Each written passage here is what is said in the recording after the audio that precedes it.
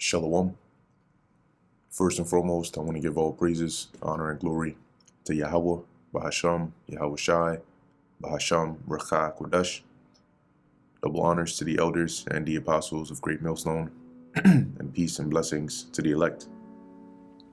And today we're going to go into Ezekiel, the 30th chapter. And pretty much like in this chapter, as well as in the 29th chapter, the Lord had Ezekiel pronounce judgment against Egypt. And the things that he was going to do to Egypt, namely by the hands of the Babylonians. Now in Ezekiel, the 30th chapter, mainly when you read it historically, this is something that the Lord did bring upon ancient Egypt by the hand of the Babylonians.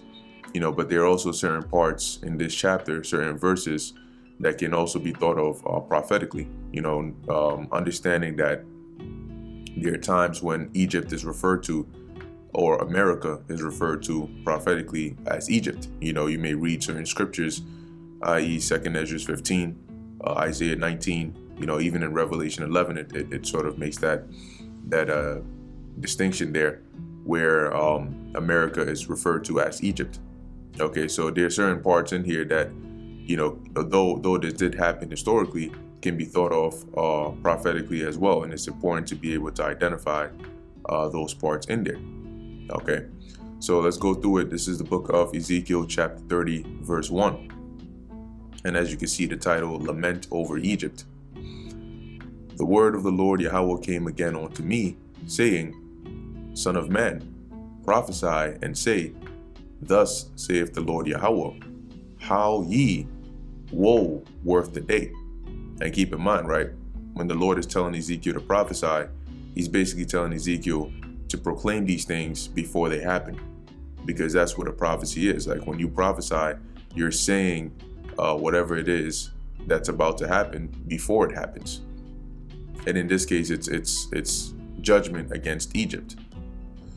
So it says here, woe worth the day, all right, meaning that it's going to be a very bad time for whoever this prophecy is going to be against, which we know is Egypt. Verse 3, for the day is near, even the day of the Lord Yahweh is near. A cloudy day, it shall be the time of the heathen. Now, we know that, there are oftentimes, there are certain precepts when you read about, whenever you hear or think about the day of the Lord, you think more so about this time of destruction, okay, where the Lord is going to bring the time of Jacob's trouble and ultimately the destruction by way of those thermonuclear missiles. Okay, and as it says here, a cloudy day, right, which is synonymous with, I believe, Joel, the 2nd chapter, it shall be the time of the heathen, because that's when the heathen are going to be judged. Now, at this time, when the Lord was bringing judgment, this day of the Lord, represented like when the Lord's going to bring judgment upon the Egyptians then, but also in this time, okay, as you read of prophetically, we're in the ultimate, like the definitive day of the Lord, where the Lord is going to bring ultimate judgment upon all these heathens. Okay, which is why primarily he is having them gathered over there in the place of his judgment, right? Jehoshaphat, which is over there in what today is called the Middle East. Verse 4, and the sword shall come upon Egypt, and great pain shall be in Ethiopia, when the slain shall fall in Egypt, and they shall take away her multitude, and her foundations shall be broken down. Now, once again, like I said, this did happen to the ancient Egyptians. There's like I said, sources on both sides, right? Some say that that we don't have any definitive secular proof to back this up, but as we know, we go based off of the biblical first. Secular is a good, nice to have, but secular history does not validate the scriptures, meaning the scriptures don't depend on secular history to validate it. Okay, and that's really where the aspect of faith comes in, and that's where these so-called Christian scholars and historians, that's where they luck out, because they depend on secular history to build their, understanding of the scriptures. But without faith, you cannot fully understand the scriptures. And that's why it tells you, I think in the book of Timothy or so, ever learning, but never able to come to the, to the fullness of the truth. So they would only gain so much understanding, but the rest, where you actually require faith to understand it, they won't be able to get that. So this did happen, right? The Babylonians came, they did destruction, but also we know that something similar is going to happen to this modern day Egypt, which is America. Right now, keep in mind, when you read, like, even when you read in the book of Isaiah 19, when it's talking about America and is referred to as Egypt, it refers to Egypt. It mentions Egypt, or it mentions these like different cities and capitals and regions that are actually in ancient Egypt. Okay, but those are all representative of America. So keep in mind that you're not going to see a scripture that tells you, oh, New York City or New Jersey, because these terms did not exist at the time that this vision was received. Okay, but we also know that the foundations of this place are also going to be broken down and destroyed. Verse 5, Ethiopia and Libya and Lydia and all the mingled people, and Chub and the men of the land that is in league. And when you look up that the word Chub, they they don't give too much on it, but it goes into like a neighboring region over there in near Egypt that was sort of in league with them. Okay, so basically Ethiopia, Libya, Lydia, the mingled people, these were all of them that were in league or connected to Egypt, and henceforth they were also going to suffer the judgment, as it says, the men of the land that is in league shall fall with them by the sword. So when the Lord sent the Babylonians over there, basically they didn't spare. Thus saith the Lord, they also that uphold Egypt shall fall, and the pride of her power shall come down. From the tower of Syene shall they fall in it by the sword, saith the Lord Yahweh. And they shall be desolate in the midst of the countries that are desolate, and her cities shall be in the midst of the cities that are wasted.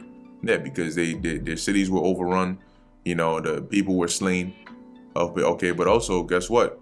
What the prophetically, right? If you think about this in a prophetic sense, identifying Egypt with America, what's going to happen to this place is also going to be made desolate. Okay, except the desolation of this modern day Egypt is going to be ultimately by thermonuclear fire, along with the fire from the heavens when the Lord makes his return. Verse 8, and they shall know that I am the Lord Yahweh when I have set a fire in Egypt, see, like we just mentioned, and when all her helpers shall be destroyed. Now back then, obviously, when those armies came in there and they destroyed the place, and you get a bit more context in the previous chapter, right? Because that chapter is also pronouncing judgment against Egypt. They destroyed their cities and so on and so forth. Guess what? Those that were joined or allied with Egypt they also got the work. In that day shall messengers go forth from me in ships to make the careless Ethiopians afraid, and great pain shall come upon them as in the day of Egypt, for lo, it cometh.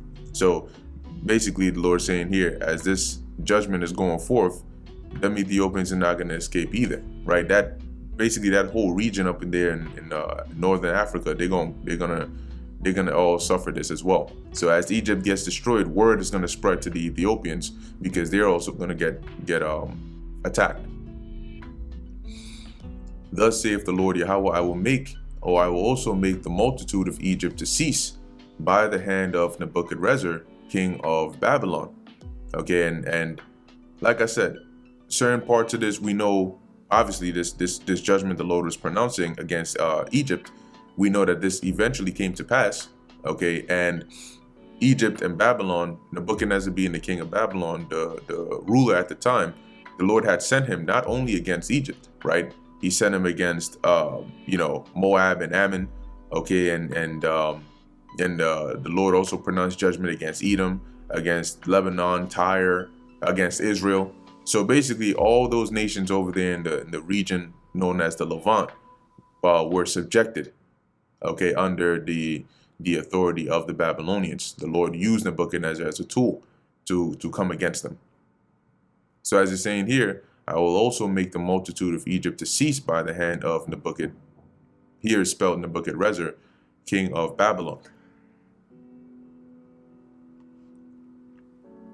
He and his people with him, the terrible of the nations, shall be brought to destroy the land, and they shall draw their swords against Egypt and fill the land with the slain. And I will make the rivers dry and sell the land into the hand of the wicked. And I will make the land waste and all that is therein. So the Lord is basically saying he's going to give them Egyptians into the hand of these Babylonians when they came over. By the hand of strangers, I, the Lord Yahweh, have spoken it. Thus saith the Lord Yahweh, I will also destroy the idols, and I will cause their images to cease out of Noph. And the images is synonymous with their idols. Okay, out of Noph, and there shall be no more a prince in the land of Egypt, and I will put fear in the land of Egypt. And I will make Pathros desolate, and I will set fire in Zoan, and I will execute judgments in No, which these are, when you look them up, these are basically like different cities and regions. I believe they identify No with Thebes, okay, but over there in Egypt, okay, which, like I said, if you think about this prophetically, these cities that are referred to as like Pathros and Noph and so on and so forth, it's spiritual how the Lord brought judgment against ancient Egypt and mentioned about setting fire in these cities, because ultimately what's going to happen here as well is the Lord is going to set fire in these cities, this modern day Egyptian cities as well. And like I make reference to, you can read Isaiah the 19th chapter, as that also goes into judgment against this place. Verse 15, it says, and I will pour my fury upon Sin, the strength of Egypt, and I will cut off the multitude of No. And I will set fire in Egypt.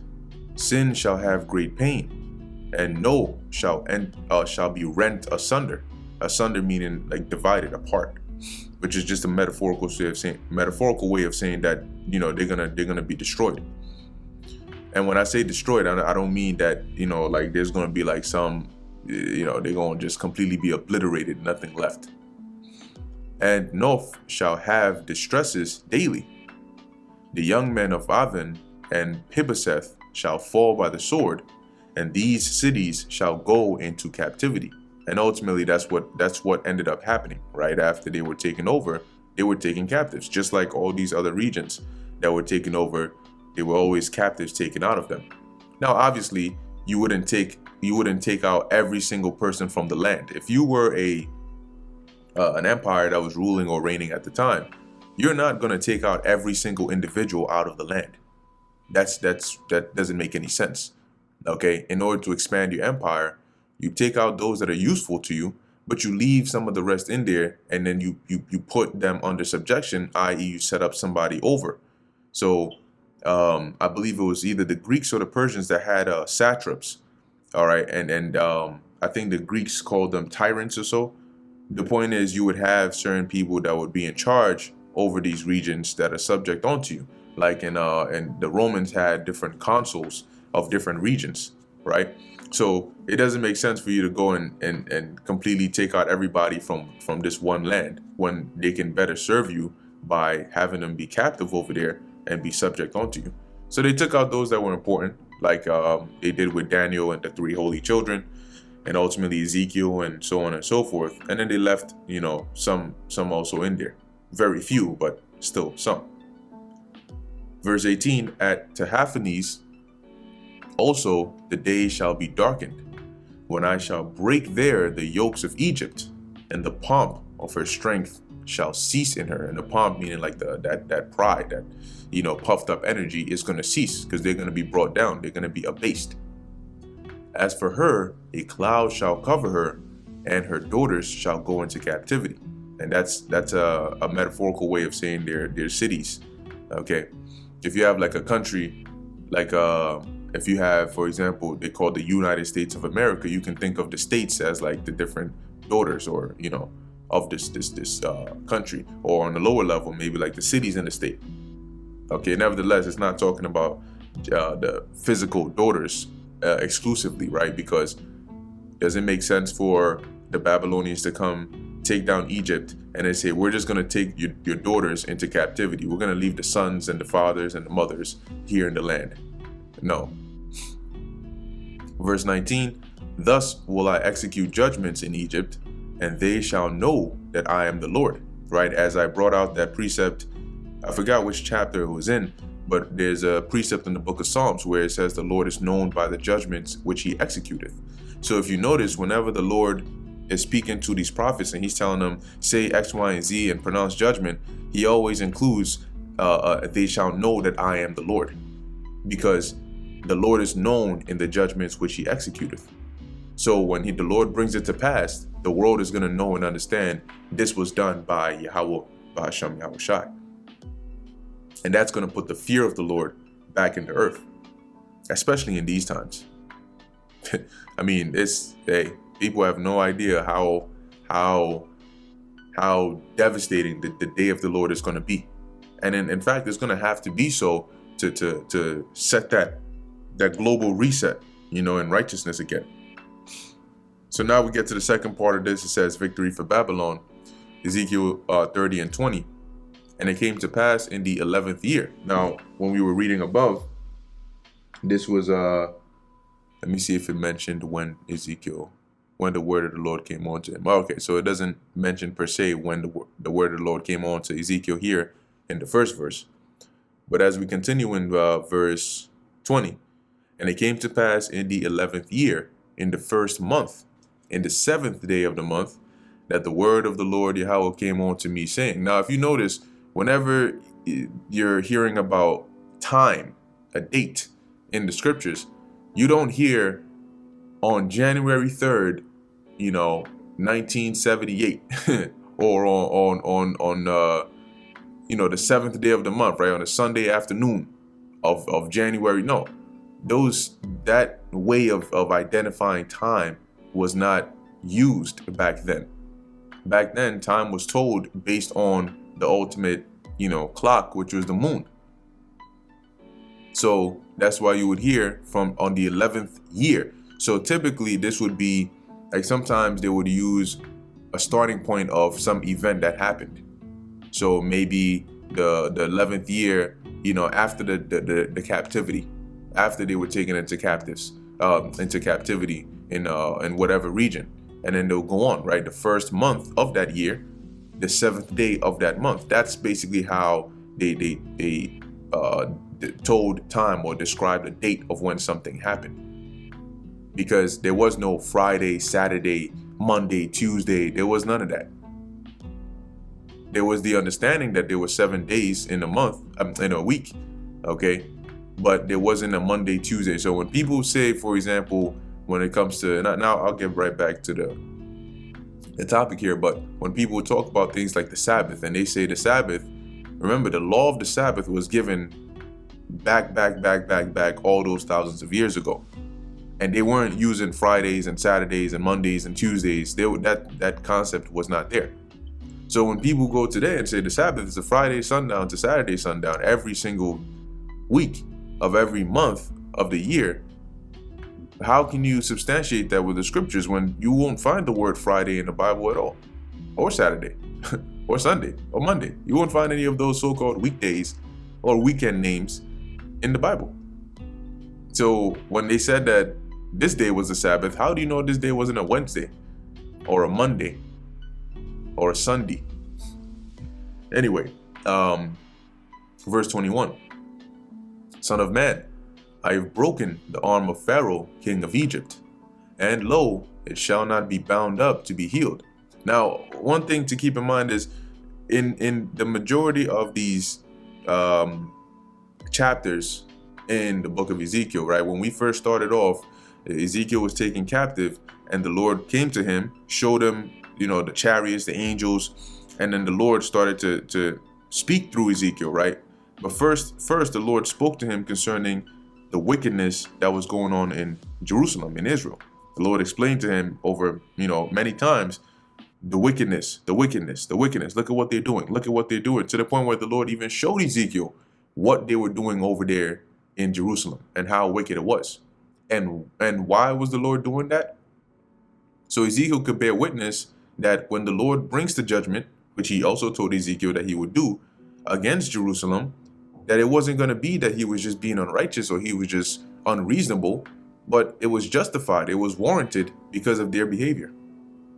So the Lord, that covers like a good large portion of the first few chapters of the book of Ezekiel. But then you move on to where the Lord is now pronouncing judgment against the neighboring nations, right? About Ammon and Moab and so on, Syria and Tyre and all these different regions, Edom. Okay. And now we're dealing with Egypt. But the most, sometimes these chapters, they're pretty much just conveying a basic message. When I say basic, I mean the concept is not like rocket science. It's really the Lord just pronouncing the judgments that he's going to bring on these nations. But it's not always that the Lord will speak straightforward. So that's why you'll hear, like I believe in the previous chapter, the Lord was speaking about bringing judgment, but then he sort of worded it in a way as if likening Pharaoh to like this sea monster in the body of water that's going to be casted out like a fish out of water. So that's in other words, he's saying he's going to bring destruction upon them, but he's just worded it in this metaphorical way. And that's often how you'll see a lot of the way the judgments are pronounced in these chapters in the book of Ezekiel. So it's really straightforward. You just need to be able to relate the analogical comparison to like what it actually means. So verse 21, continuing, Son of man, I have broken the arm of Pharaoh, king of Egypt, and lo, it shall not be bound up to be healed, to put a roller to bind it, to make it strong to hold the sword. So what the Lord is basically saying here, right? When you break somebody's arm, you almost like disable them. You make them weak. So in so many words, that's what the Lord is saying here. I've made him weak, right? When you hear breaking Pharaoh's arm, not saying that he magically sent an angel overnight and then Pharaoh woke up and his left arm or his right arm was broken. And as it says here, it shall not be bound up to be healed, right? When you break your arm, what do? They put it in like a cast, right? Or they put it in a certain position and you give it time so it can heal. But the Lord is saying here, I've broken it. It's not going to have that ability to be healed so that it can be strong because I want to make him weak. Verse 22, therefore, thus saith the Lord Yahweh, behold, I am against Pharaoh, king of Egypt, and I will break his arms, the strong and that which was broken. So I already broke one, and then I'm going to break the other one. So both the working arm and the broken arm, they're both going to be broken. So now he's going to be completely defenseless. And I will cause the sword to fall out of his hand. And what's the Lord saying here? That he's gonna basically make Egypt defenseless against the Babylonians when he sends them. Verse 23, and I will scatter the Egyptians among the nations and will disperse them through the countries, right? By way of captivity and by way of some of them fleeing. But that's a representation of them going down, right? If you have to flee or you're being taken out of your land, that means that you're falling. Verse 24, and I will strengthen the arms of the king of Babylon and put my sword in his hand, but I will break Pharaoh's arms, and he shall groan before him with the groanings of a deadly wounded man. Once again, metaphorically, right? If you break somebody's arms, they're going to scream in pain, right? Like somebody who's been wounded. But here what the Lord is saying is that I'm going to weaken them. I'm going to make them defenseless. Because remember, the Lord is the one that decides who the victor of the battle is. It doesn't matter how many armies or troops that you have. The Most High is the one who decides who gets the victory. Here he's saying, I'm going to give the victory to the king of Babylon. Okay, verse 25, but I will strengthen the arms of the king of Babylon. And the arm meaning like power, right? Power, control. The arms of Pharaoh shall fall down, and they shall know that I am the Lord Yahweh, when I shall put my sword into the hand of the king of Babylon, and he shall stretch it out upon the land of Egypt. And that's a metaphorical sword, meaning the judgment. So the Lord is going to use the Babylonians to bring judgment upon the Egyptians, and he's going to make sure they're successful at it. And I will scatter the Egyptians among the nations, and disperse them among the countries, and they shall know that I am the Lord Yahweh. And that's pretty much the end of the book of Ezekiel, the 30th chapter. So with that, Lord willing, this is edifying to the elect. In closing, I want to give all praises, honor, and glory to Yahweh, Bahasham, Yahweh Shai, Bahasham, Rakha, Kodash. And until next time, Shalom.